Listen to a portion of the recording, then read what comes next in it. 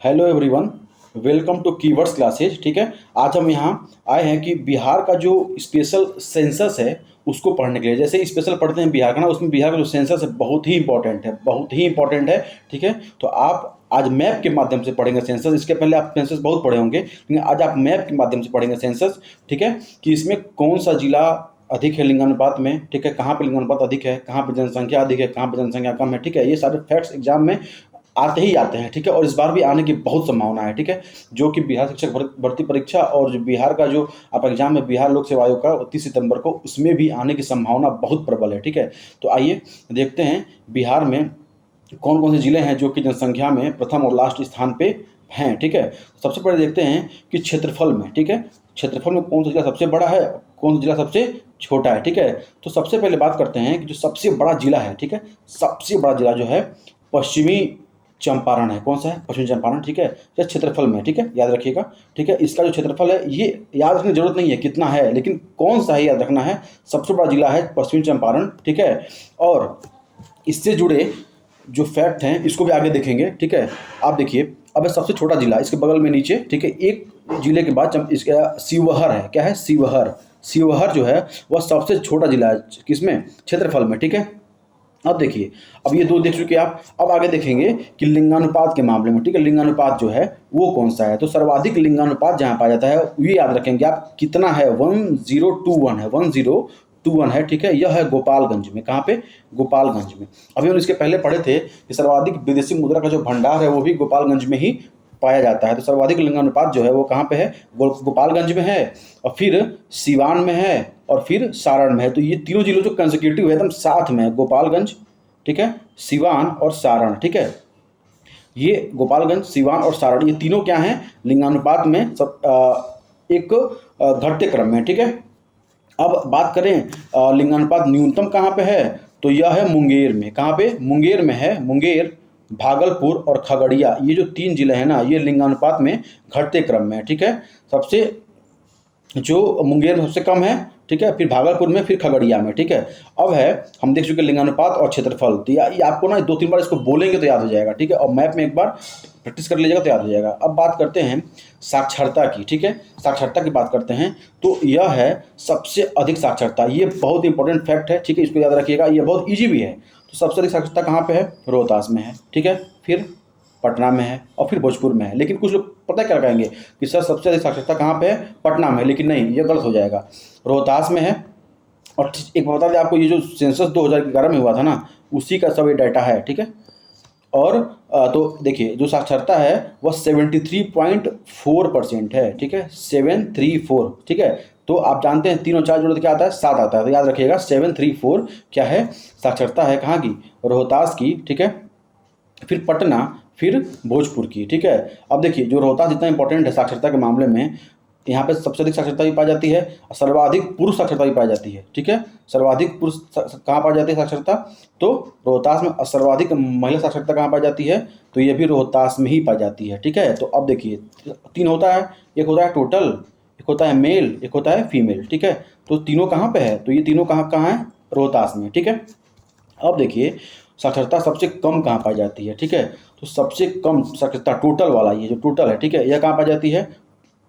ये है आपका पूर्णिया में। कहाँ पे? पूर्णिया में। ठीक है, और न्यूनतम पुरुष साक्षरता कहाँ पाई जाती है? तो यह पूर्णिया में ही पाई जाती है। तो टी और एम जो है वो कहाँ पे है? पूर्णिया में है। ठीक है, अब देखते हैं फीमेल वाला। ठीक है, फीमेल वाला यह साक्षरता कहाँ पाई जाती है? सहरसा में। आपको याद है आपको कि सहरसा एक लड़की का नाम भी लग रहा है। ठीक है, तो सहरसा में पाई जाती है न्यूनतम महिला साक्षरता। ठीक है, याद रखेंगे। ठीक है, अब देखिए, अब बात करते हैं जनसंख्या में। ठीक है, जनसंख्या, सर्वाधिक जनसंख्या कहाँ पे है? ठीक है, और सबसे कम जनसंख्या किस जिले में पाई जाती है? ठीक है, तो फ्रेंड सबसे पहले देखेंगे कि पटना जो है ना, पटना यहाँ पे बहुत जनसंख्या रहती है, बहुत ज़्यादा जनसंख्या यहाँ पे है। ठीक है, और पटना है, पूर्वी चंपारण है, और मुजफ्फरपुर है। तो देखिए चंपारण में 2 है, एक है सबसे बड़ा जिला जो है वो कहाँ पर पाया जाता है?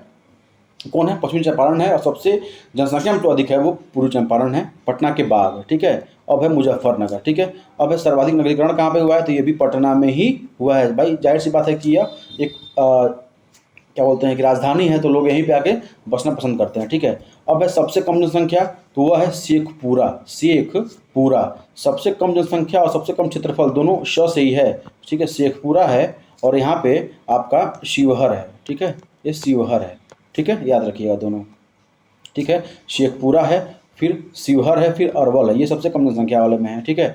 अब बात करते हैं जो अनुसूचित जातियां हैं और जनजातियां की बात करते हैं, ठीक है। तो जो सबसे अधिक एसटी जाति है, ठीक है, और एससी जाति है, तो सर्वाधिक जो एससी जाति है, एससी, ठीक है, ये पाई जाती है आपकी गया में, बोध गया में, ठीक है। अनुसूचित जाति जो होती है, ठीक है, एससी या एससी पाई जाती है कहाँ पे, गया में, फिर पटना में और फिर समस्तीपुर में। और कुछ फैक्ट ऐसे भी हैं जो याद रखिएगा, सबसे कम तापमान भी गया में ही पाया जाता था और सर्वाधिक तापमान भी गया में ही पाया जाता है। यह बहुत आपके लिए मोस्ट इम्पॉर्टेंट फैक्ट है, ठीक है फ्रेंड्स, इसको याद रखिएगा, ठीक है।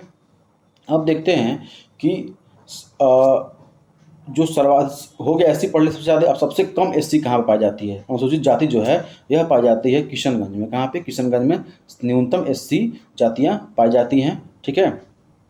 अब देखिए इसी में फैक्ट दिया है, सर्वाधिक वर्षा कहाँ होती है, तो किशनगंज में होती है, और सबसे कम वर्षा कहाँ होती है, तो औरंगाबाद में होती है, ठीक है। तो वर्षा और तापमान और जो फैक्ट है इसको भी आप याद करते चलेंगे। इसमें बहुत से फैक्ट दिए हैं, ठीक है, आपको एक बार में याद नहीं होगा, लेकिन मैक्सिमम जनसंख्या का फैक्ट इसमें से कवर हो जाएगा, ठीक है। अब देखिए, अब है दशकीय वृद्धि की बात करते हैं। दशकीय वृद्धि, न्यूनतम दशकीय वृद्धि कहाँ पे है, गोपालगंज में है, ठीक है, और सर्वाधिक कहाँ पे है, मधेपुरा में, ठीक है, मधेपुरा में है, ठीक है। दशकीय वृद्धि की बात करें तो सर्वाधिक कहाँ पे है, मधेपुरा में, और सबसे कम कहाँ पे है, तो आपका गोपालगंज में है, ठीक है, याद रखेंगे इसको। अब ठीक है, अब है अब बात करते हैं एसटी की बात करते हैं, एसटी, ठीक है, ये तो था एससी, अब बात करते हैं एसटी की।